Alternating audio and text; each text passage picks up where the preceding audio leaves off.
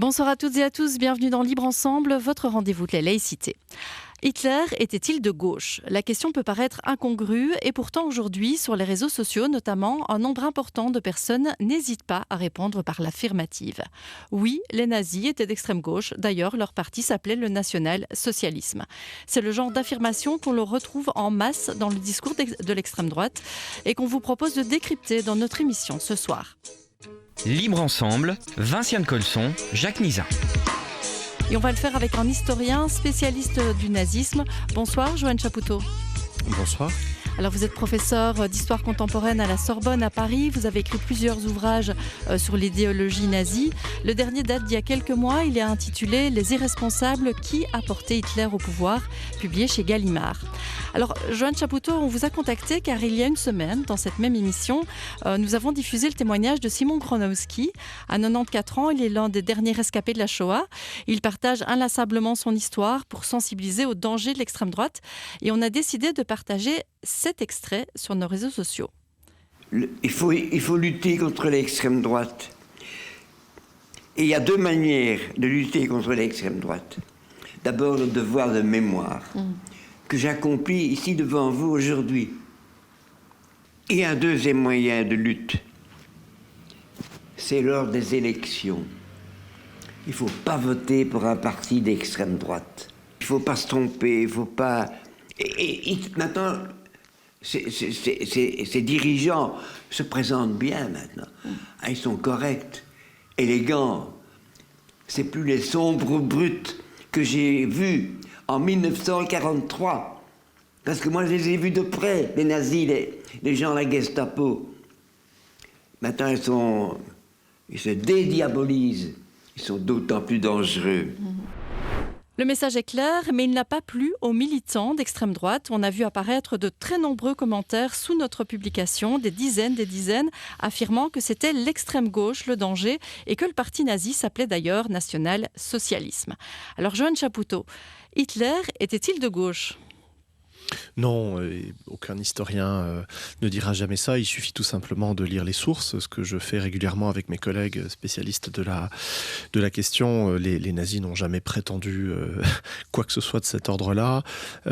Ils s'affirmaient très à droite, ils s'affirmaient d'extrême droite, et lorsque l'on voit leur slogan et leur mot d'ordre dans les différentes campagnes électorales qui se sont succédées en Allemagne de 1929 à 1933, le mot d'ordre qui revient toujours, c'est mort au marxisme, mort au bolchevisme, mort à la social-démocratie, au parti communiste, etc. Donc il y a vraiment une offensive anti-gauche dans le discours, dans les faits également, avec des violences de rue multiples contre les organisations de gauche, qu'elles soient partidaires ou syndicales.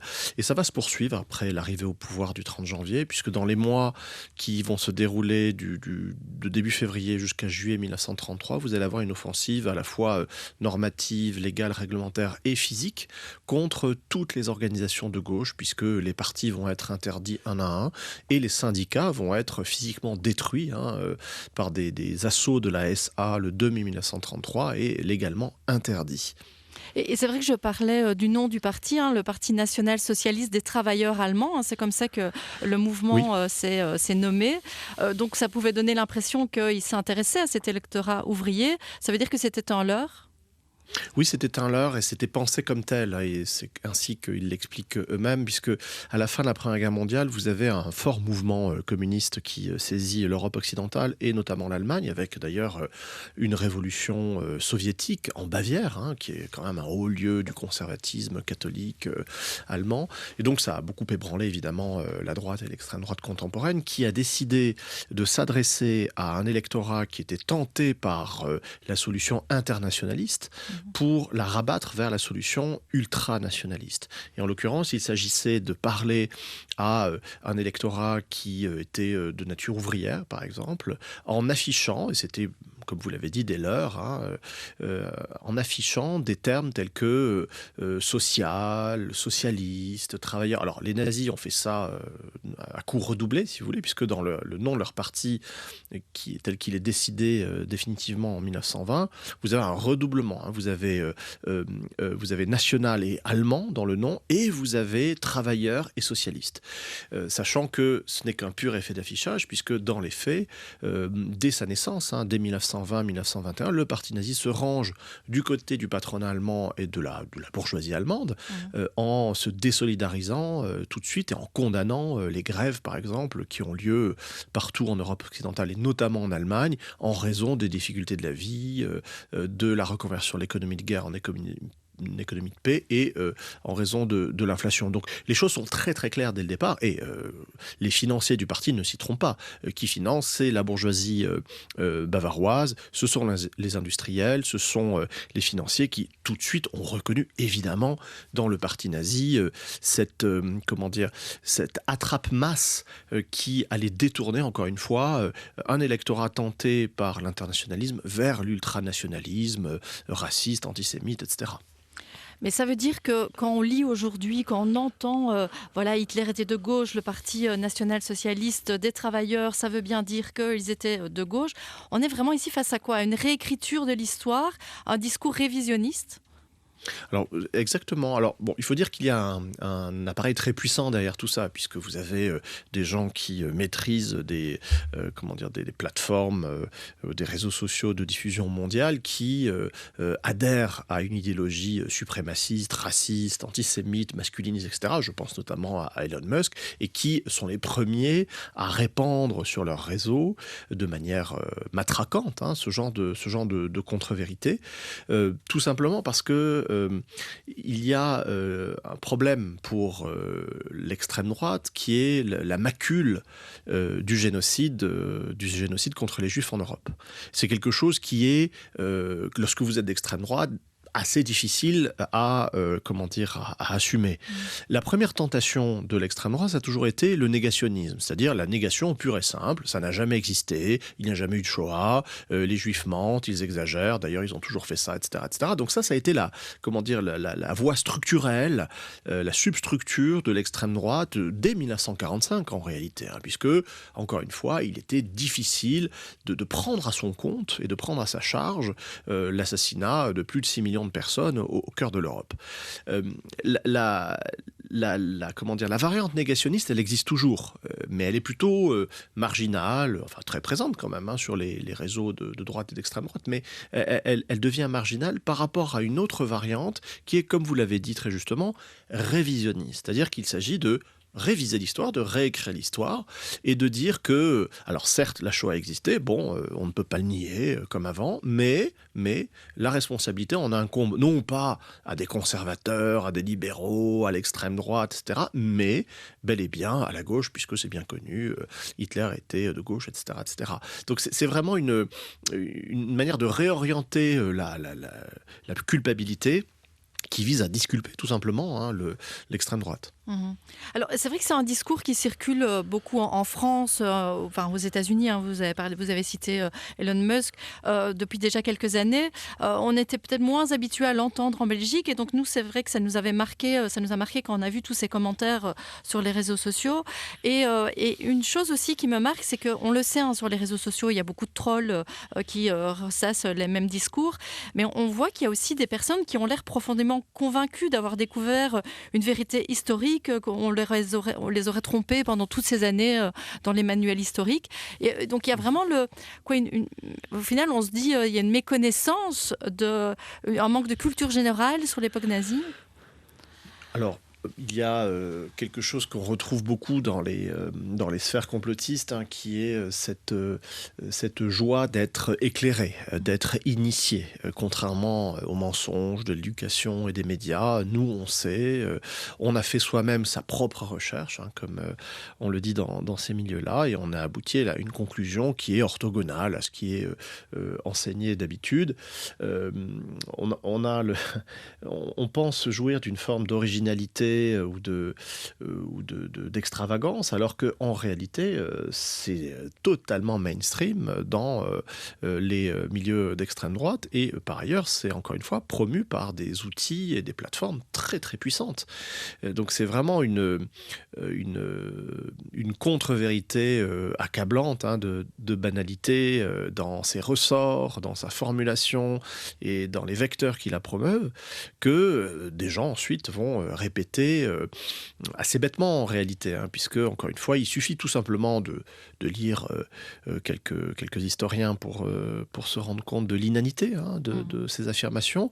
Et si on veut faire sa propre recherche, on peut tout à fait le faire, puisque les historiens de profession, les historiens sérieux, mettent en note en bas de page toutes les archives auxquelles ils font référence. Eh bien, allons voir ces archives-là, lisons les nazis et voyons ce qu'ils disent eux-mêmes de leur stratégie politique, de leur rapport à la gauche, de leur rapport aux syndicats, et voyons également ce qu'ils ont fait après 1933. C'est parfaitement étranger à toute idée, à toute culture de gauche. Pour approfondir un peu les choses, si vous voulez, le grand ennemi des nazis, ce qu'ils érigent en contre-modèle à détruire et à abattre, c'est la Révolution française. La Révolution française qui a promu les notions et les vertus ou les valeurs de liberté, d'égalité, de fraternité. Eh bien ça, vous avez un Joseph Goebbels qui, le 1er avril 1933, fait un discours à la radio en disant « Nous avons effacé 1789 de l'histoire ».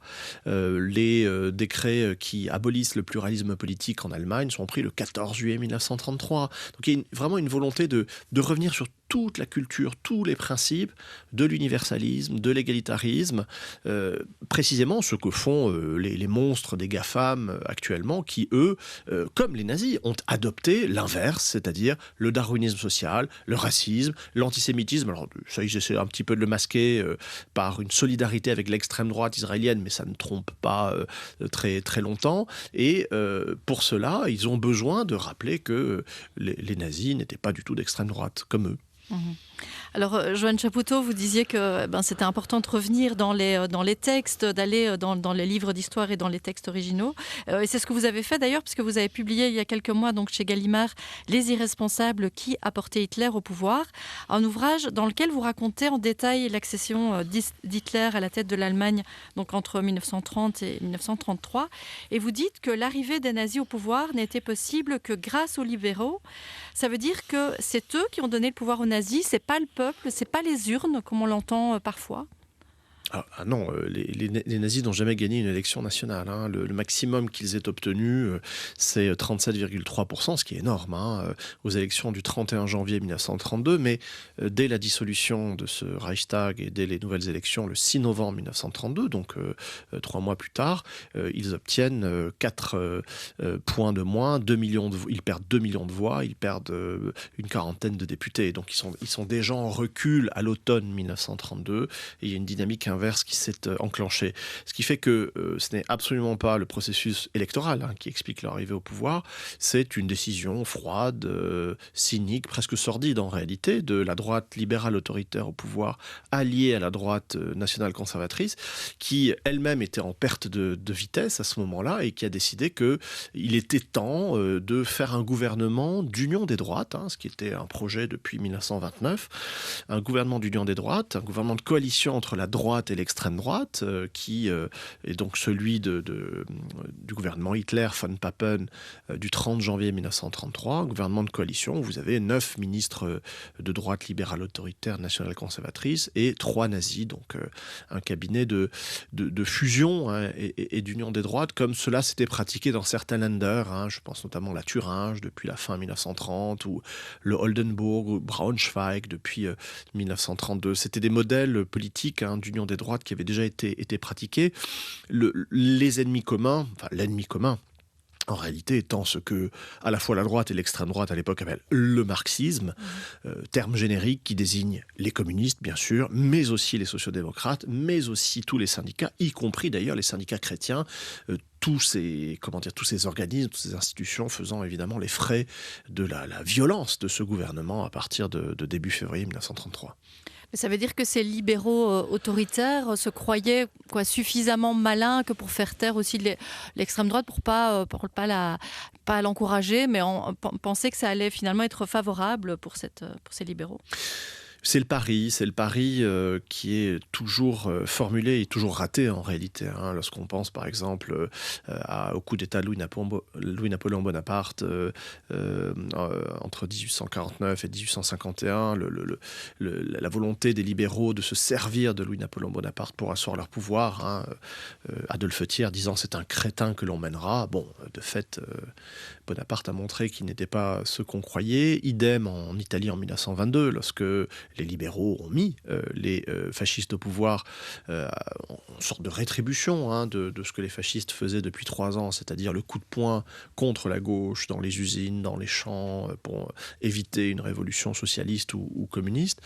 Et idem en 1932-1933 avec ce pari de von Papen et de son entourage, ainsi que du président Hindenburg, qui est que les nazis étant des incapables extravagants, sans expérience politique, eh bien, les adultes dans la pièce, en l'occurrence l'ancien chancelier von Papen et le ministre de l'économie, le milliardaire mania des médias Hugenberg, allaient flanquer Hitler pour éviter tout débordement et que, de fait, Hitler serait ce que Papen disait que Hitler serait, c'est-à-dire une sorte d'intendant, de domestique, d'intendant qui allait administrer les intérêts de ceux qu'il avait mis au pouvoir, c'est-à-dire la droite patrimoniale, qui ne voyait plus dans le paysage actuel, politique allemand de l'époque, qu'une seule solution pour éviter la gauche, c'est-à-dire l'alliance avec l'extrême droite.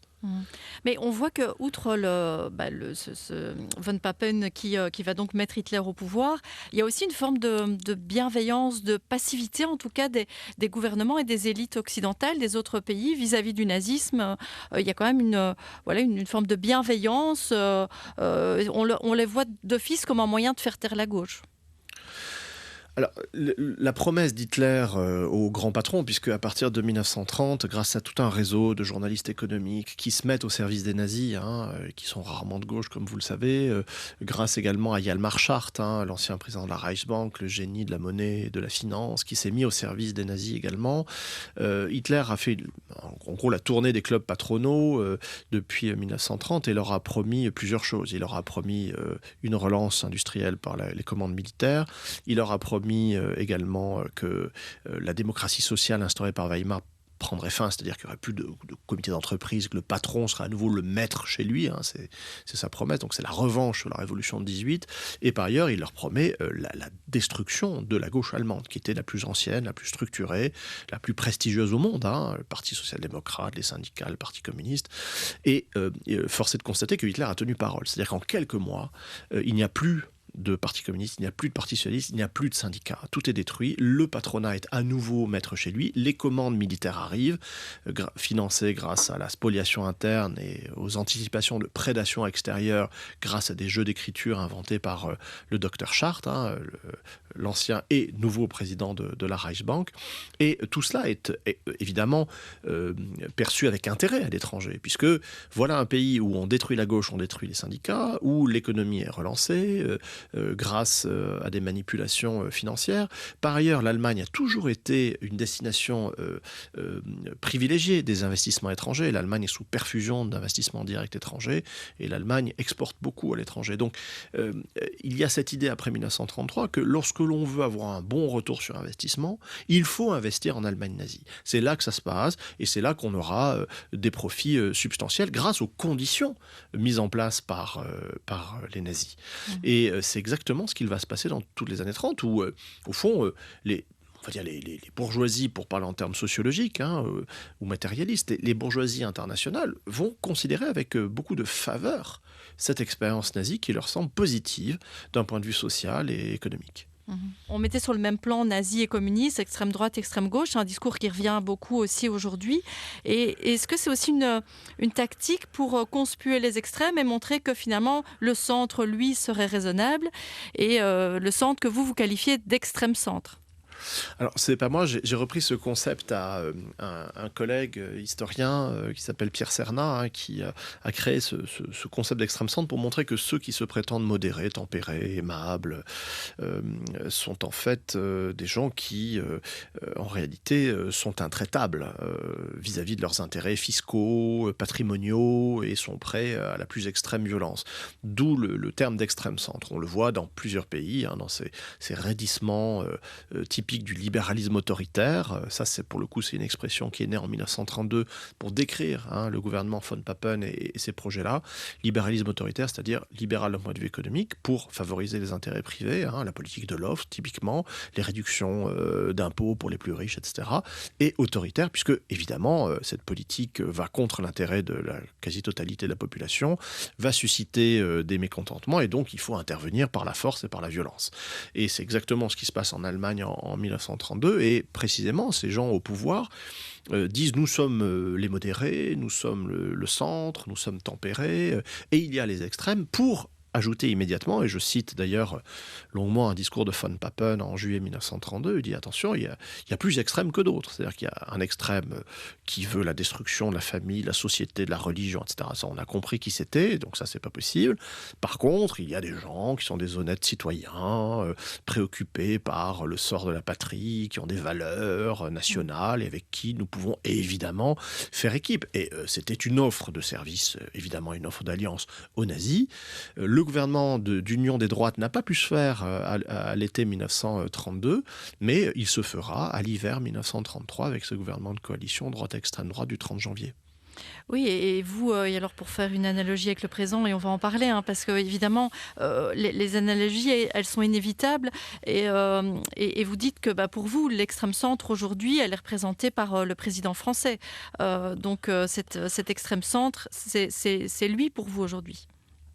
Entre autres, il y a d'autres avatars ou incarnations de cet extrême centre. Mais oui, disons que quelqu'un qui arrive sur le devant de la scène en disant je suis ni de droite ni de gauche, ou et de droite et de gauche. Alors déjà, cette fusion des deux, c'est typique d'un discours d'extrême droite. Depuis la fin du 19e siècle, l'extrême droite se prétend ni de droite ni de gauche, mais française ou allemande, ou etc. Enfin, choisissez la nation que vous voulez. Donc déjà, c'est un petit peu suspect. En plus, quand vous intitulez votre parti avec vos initiales et que vous le nommez En Marche, alors En Marche, ça évoque des défilés pas si lointains et renouvelés d'ailleurs aux États-Unis. Et donc on se rend compte qu'il y a une affinité élective en réalité entre l'extrême droite et l'extrême centre. L'extrême droite étant censée être l'adversaire de l'extrême centre, et on dit souvent que quand on choisit son adversaire, on choisit son successeur. Et voilà donc un homme qui en France a été élu 2 fois pour faire barrage censément à l'extrême droite et qui a multiplié les offres les témoignages de complaisance sur le maréchal Pétain, sur Maurras, sur les petites remarques racistes ici et là, les entretiens à des journaux d'extrême droite, c'est-à-dire l'exact inverse de ce pourquoi il avait été élu. Pratique également une politique de destruction des services publics, de destruction de la langue politique, avec un taux de mensonge inédit dans la langue politique française, qui pourtant a été assez bien dotée à cet égard, et qui va laisser un bilan effroyable du point de vue de la langue politique, de la moralité publique, de l'état des services publics, de l'état de la société française, et qui aura peut-être le plaisir d'accueillir un successeur d'extrême droite à l'Élysée. Donc effectivement, en tant que citoyen français, moi, je suis très préoccupé de cela, et c'est pour ça que j'ai repris le dossier de l'année, de la séquence 1930-1933 pour revisiter cette période et me confronter aux sources, aux archives et à l'historiographie. Et est-ce que vous avez été étonné justement de la quantité d'analogies entre les deux périodes ? Oui, il faut dire que j'avais une petite idée sur les analogies possibles, mais en réalité, et je le dis dans l'épilogue de l'ouvrage, j'ai été stupéfait par le nombre de parallèles. J'en fais, je crois, un résumé sur 1 page ou 2 dans l'épilogue, et je ne m'attendais pas à autant de parallèles. Ce qui vient de l'analogie précisément des situations. Vous avez des acteurs sociaux dans les années 30 et aujourd'hui qui sont en gros équivalents, qui sont des équivalents fonctionnels d'un point de vue social. Vous avez petite élite autoproclamée, patrimoniale, qui est sordidement attachée à ses intérêts fiscaux, sociaux, patrimoniaux, et qui, on le voit aujourd'hui, refusera toute idée de justice sociale et fiscale pour préserver ses propres intérêts, croit-elle, parce que, in fine, ça disloque la société et ça peut aussi l'unir. Mais bon, à courte vue, pour leur compte en banque, c'est préférable de ne pas avoir la gauche au pouvoir ou tout simplement un tout petit peu de principes républicains, d'équité, des contributions et des redistributions. Donc vous avez ces acteurs-là qui redoutent la gauche comme la peste, qui refusent parfois de reconnaître le résultat des élections. Dans les années 30, c'est le cas, et c'est à nouveau le cas depuis juin 2024 en France, et qui sont prêts, au fond, à mener une politique assez nihiliste, en réalité, de terre brûlée, pour préserver à toute force et à tout prix des intérêts qui sont d'un égoïsme quintessentiel et qui sont sordides, en réalité. Parce que ce que je montre dans l'ouvrage aussi, c'est que, in fine, la décision de nommer Hitler à la chancellerie, elle est prise par un petit consortium autour du président Hindenburg qui est préoccupé par les projets de réforme agraire, qui veut absolument éviter la réforme agraire, défendre leur propriété terrienne et leurs intérêts fiscaux dans le cadre d'une gigantesque opération de corruption dont ils sont les bénéficiaires. C'est ça qui, in fine, a été la pichenette qui a permis l'arrivée des nazis au pouvoir. Ça nous donne à réfléchir aujourd'hui, parce que quand on voit qu'une séquence d'événements aussi importante pour l'histoire de l'humanité a été décidée sur la tête d'épingle des intérêts minables d'une petite caste au pouvoir, il y a de quoi se poser des questions pour aujourd'hui. Alors c'est vrai que vous parlez d'analogie, mais on dit aussi souvent que l'histoire ne se répète pas, qu'elle bégaye parfois, mais qu'elle ne se répète pas. Est-ce que pour vous, on est vraiment dans la même séquence que dans les années 30 ? Ça veut dire qu'il y a aussi une certaine forme de fatalité et que la ligne est toute tracée. Ou est-ce qu'on peut encore renverser la tendance ?